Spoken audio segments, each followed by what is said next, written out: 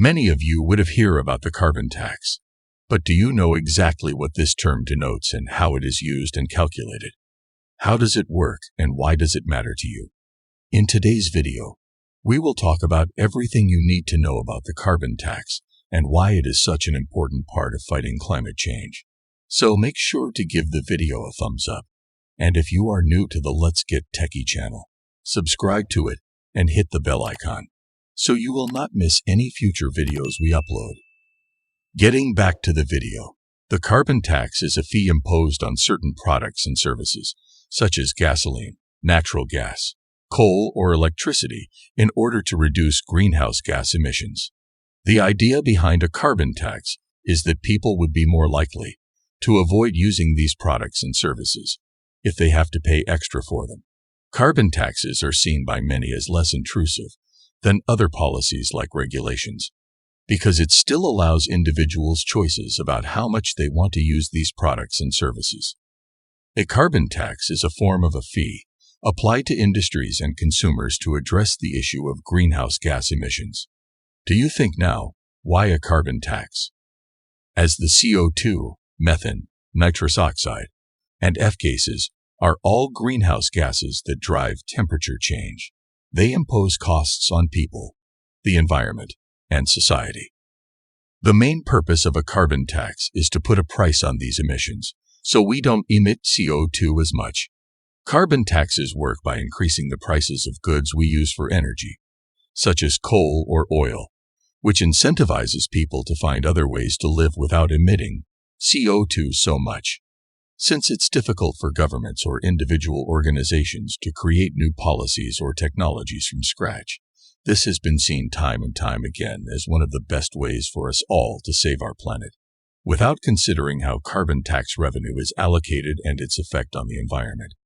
This policy would be regressive, meaning that lower-income households would suffer disproportionately. This is because low-income households spend a greater percentage of their income on emission-intensive products than wealthy households do. The economic downturn brought about by the reduction in after-tax wages will result in reduced employment opportunities for all sectors. But there are ways to combat these negative impacts. Reducing emissions or creating new industries can provide jobs for those who were previously unemployed. Governments could use some of the money raised through a carbon tax for direct compensation for low-wage workers. A carbon tax generates significant revenue because it taxes such a wide range of people and goods. These revenues are then used for specific purposes like lowering taxes, reducing budget deficits, investing in programs or projects, or providing refunds to citizens through their income tax returns. There are many benefits and drawbacks associated with each type of taxation method, which makes it hard to decide what route would benefit everyone most effectively. The Tax Foundation has studied the effects of this policy proposal on fiscal decision-making, as well as how this could affect American households, for better or worse. By doing something about climate change, an increased tax code's progressivity significantly, but also impacts employment and GDP negatively. A carbon tax paired with a lump sum rebate increases the tax code's progressivity significantly, but also has an effect on employment and GDP. An increased progressive coding combined with cutting taxes for both employees and businesses would lead to higher growth rates in gross domestic product, GDP, while still maintaining the current levels of progressiveness. Under a carbon tax, emitters are charged an appropriate price per ton of greenhouse gas emissions they emit. Businesses and consumers make changes such as switching fuels or adopting new technologies to reduce their emissions in order to avoid this charge. Carbon taxes differ from cap-and-trade programs because it provides some certainty about costs, but not necessarily the level of emission reductions which may happen. There are two ways taxes can apply to greenhouse gas emissions: an emissions tax, which is based on the volume produced, and a tax on goods or services that are generally greenhouse gas intensive. A lot of work has been done over this topic in order to make progress towards sustainability, and we explore how to set a federal carbon tax more in depth in options and considerations for a federal carbon tax. Several carbon tax proposals have been introduced in Congress over recent years, with 5 currently proposed as of October 2021, including one from Senate Finance Committee Chairman Ron Wyden, D.O.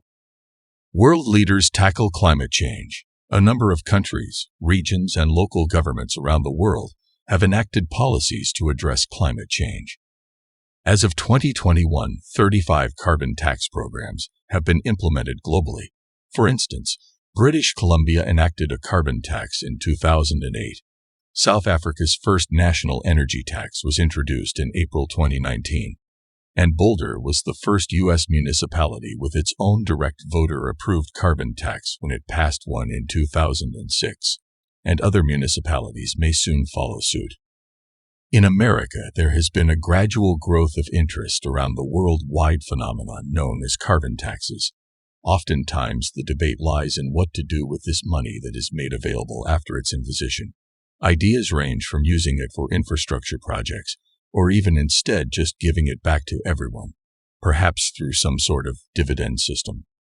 An estimate released by 2017 showed that such a measure would generate up to $2.2 trillion over 10 years if implemented on 2019 through 2028 at $49 per metric ton of CO2 emissions. So far this year, 5 new proposals have been introduced to put a price on carbon emissions. Moreover, many versions of the concept have tried unsuccessfully over recent years. But these newest initiatives come at an opportune time when America needs to find revenue for tax reform or infrastructure investment, and experts understand the economic impact that would stem from such actions. They're facing their biggest challenge yet. How do they make this idea politically viable? In an effort to find ways of paying for Congress' latest budget reconciliation bill, the Senate Committee on Finance has been considering a carbon emissions fee that would collect money at different intervals depending on where it is collected. Starting off small and gradually rising with time will cause it to easily be administered, while still being significant enough to give us cleaner air, which equates to higher employment rates, because fewer people will be living in polluted places. If paired with a border tax measure, then this could prove to make the United States more competitive than ever before, when we are up against other countries who refuse greenhouse gas fees altogether.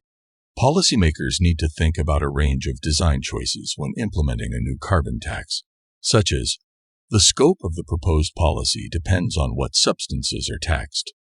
For instance, the tax may be applied only to CO2 emissions from burning fossil fuels. The tax can take place anywhere throughout the supply chain for energy. The simplest way to administer this policy is for it to happen upstream in the system, coal suppliers or natural gas plants, which requires less manpower than if it were imposed midstream, utilities, or downstream, the end user. Tax and escalation rates economic theory has developed a solution for reducing the damage done by adding or emitting carbon dioxide. A solution that does this would be taxing them at equal to the social cost of carbon, which would grow in magnitude each year due to the increased severity of climate change. This may provide insight into how much money the government is losing because of this pollution. However, it will produce instability because there are no guarantees on how long you have until someone decides they want out. To mitigate these possibilities, including reviewing and altering taxes regularly to adapt to any changes, but this robs us of what we're after, namely stability and predictability. Low-income families generally spend a much larger portion of their salary on gas, which means that a carbon tax could potentially have an even greater effect on them than it would on other people.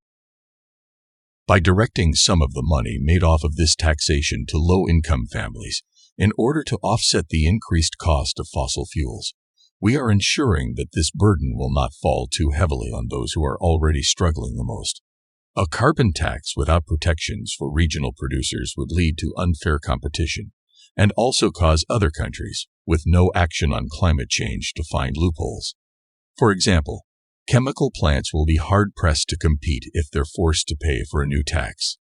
This would then make the world less safe because there wouldn't be much incentive for them to produce cleanly, resulting in emissions leakage when emissions migrate from one country or region towards areas without taxes or regulations. Last but not least, to stop this from happening, existing carbon taxes typically offer incentives, including allocating points based on historic levels of production, allowing some sectors exemption while others are taxed, and giving back money through rebates or reductions. As it stands now, there is always talk about implementing a new form of taxation called a border adjustment. That's all for today's video, guys. What do you think of today's video? Tell us your views in the comment section. Thank you very much for taking the time to watch this video. See you in the next video. Until then, best wishes.